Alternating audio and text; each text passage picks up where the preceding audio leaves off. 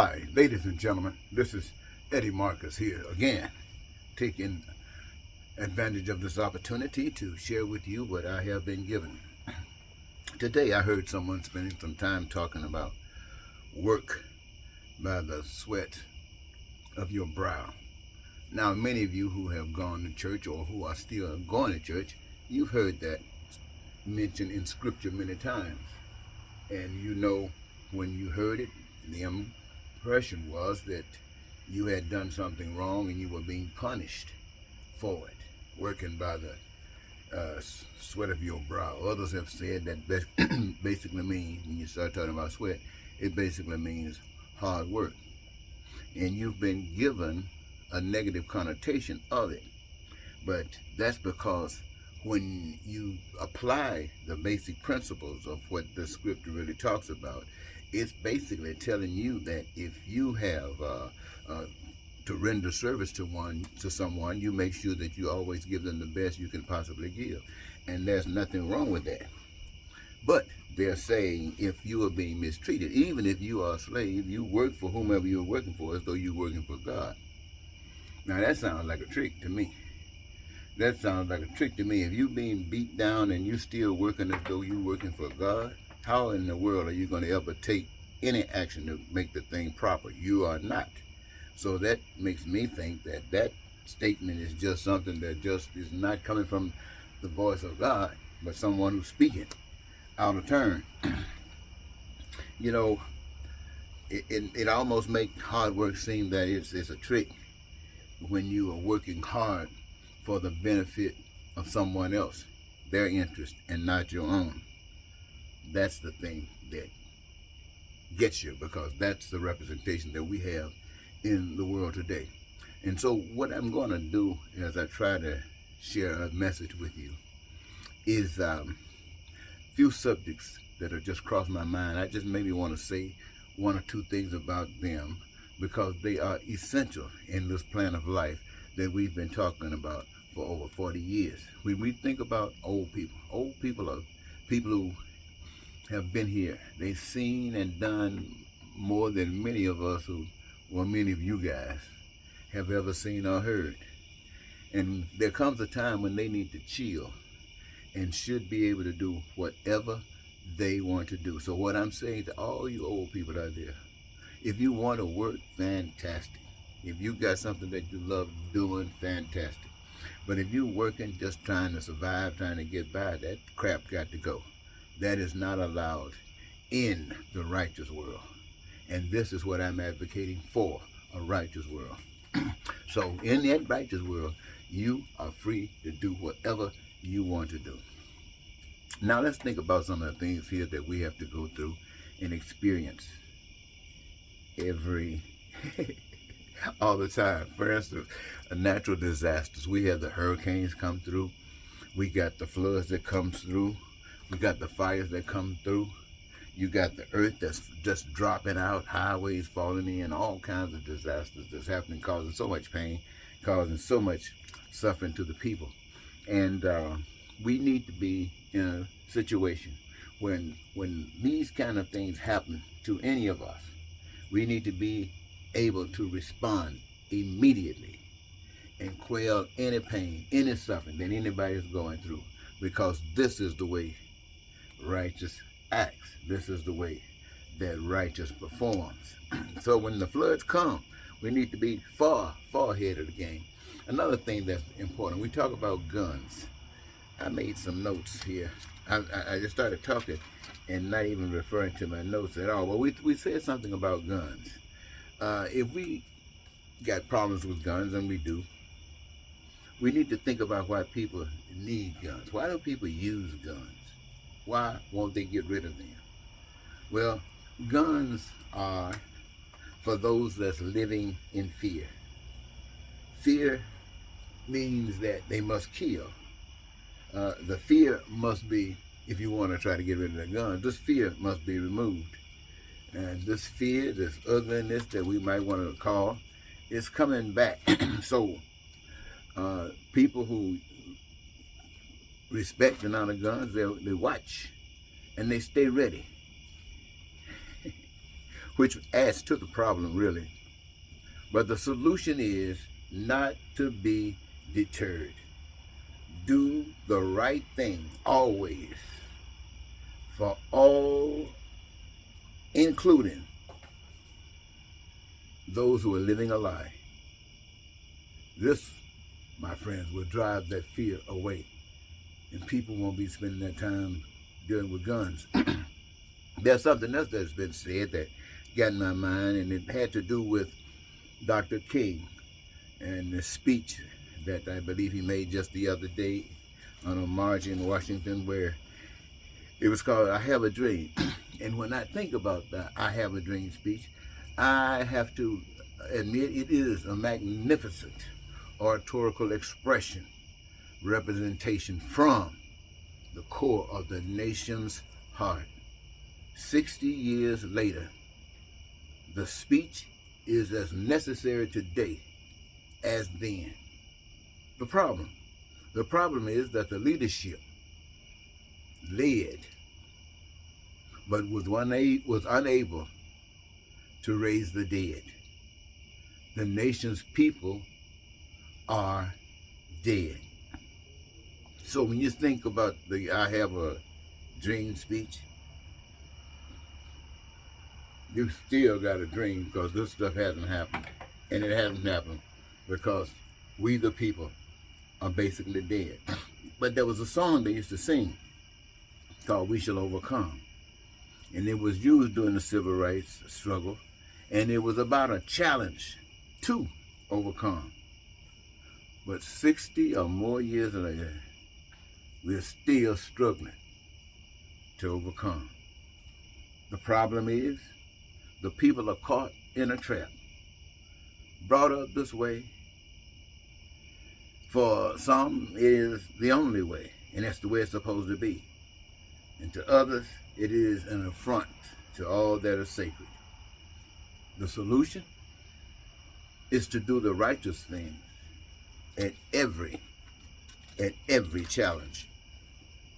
The challenge to the human species is to wake up and live. Throw off these things that divides us. Easier said than done. The problem is that millions of Americans and billions of citizens of the world loves it just as it is, without any proposed changes. The solution is to do the righteous thing at every turn. Always face the challenge with righteousness and let it go and do whatever it does. The job is to be represented. And when you've done all the righteous things at every turn, then you can say, I ain't scared of losers. I just don't want to have anything to do with those that can't see or don't want to see. I can't fight them. I can't win. It's me against the world, or anyone against the world, for the world is on their side. But I'm not going to follow what I see as evil, because that's the challenge that you have. That's the challenge that every last one of us have every day. Whether we agree with something or not, we follow it just to keep from rocking the boat. We go along with it. All of the pain and suffering that it causes, and still we feel that we are separate from it, that we didn't have anything to do with it. But let me ask you this, ladies and gentlemen. This is something that you should think about. Why do you think people gamble? Why do you think people get high? Why do you think people do drugs and do alcohol? The answer is that the world is out of touch with them. And these things are substitutes that's easier than trying to change society.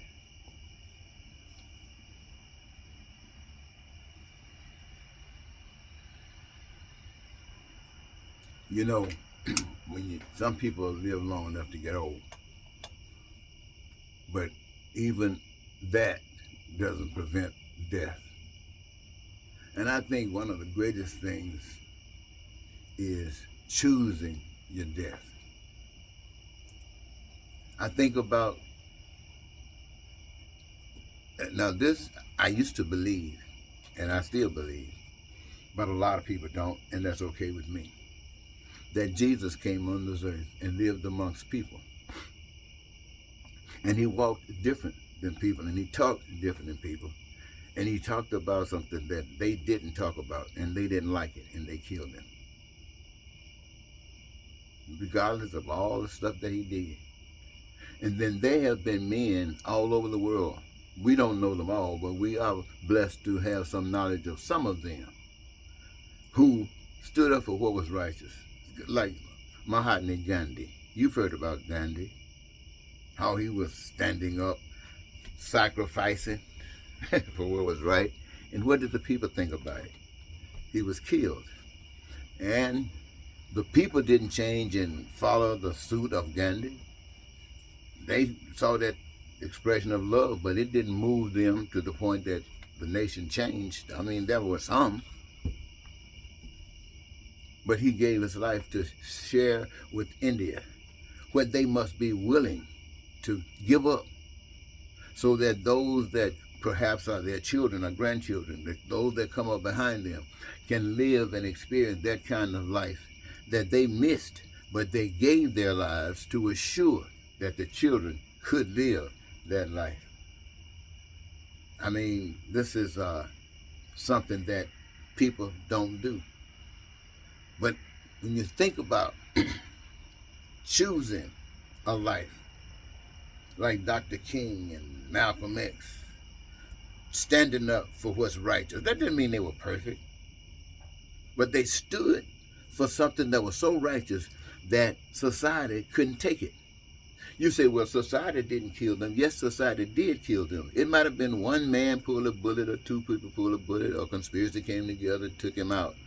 But the result is that nobody was moved to the extent that they could commit themselves, maybe not to die, but to stand up and make sure that what these guys gave their lives for was God-dogged guaranteed to the people. They didn't do that. So in essence, they all murdered King. They all murdered Malcolm. I'm not talking about white people, I'm talking about Americans. We all did that. And in that time, since that time, we have continued doing business as usual. And during that process, we created a Donald Trump. During that process, we created all of the people that were hiding on the rugs, waiting for the day when a voice like Donald Trump came along. And now it seems like a whole portion of the nation can't think of anything other than the alternative truth, which they told you up front was a lie. But everybody that's accepting it says it's okay. And now this guy got all of these charges against him while he's violated the rules, violated the standards of this country, and yet he is the #1 running contender for the political party of the Republicans. And I'm sitting back and I'm looking at this nation. And I'm thinking about we the people.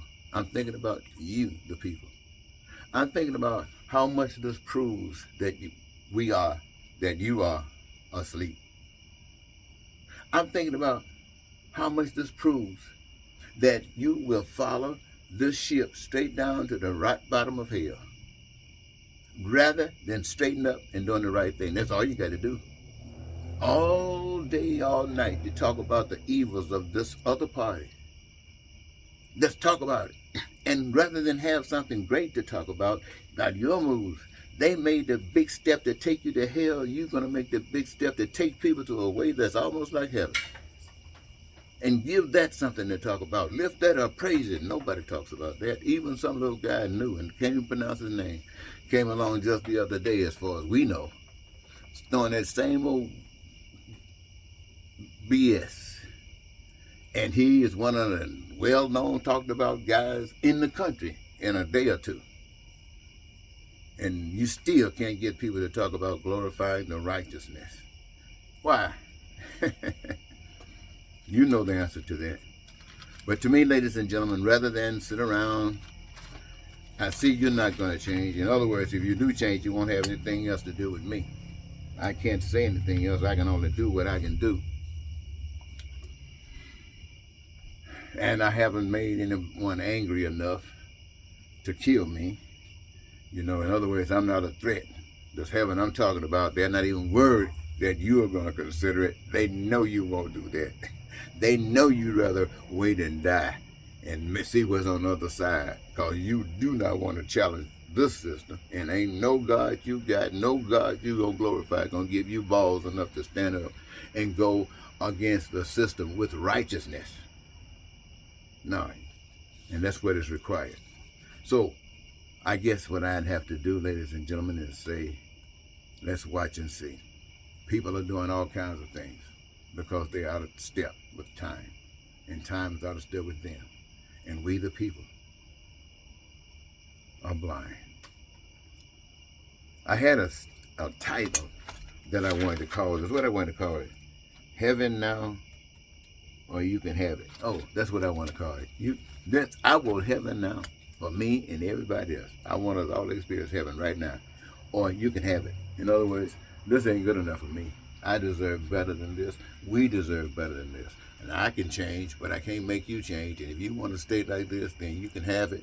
See you later, alligator. Goodbye for now.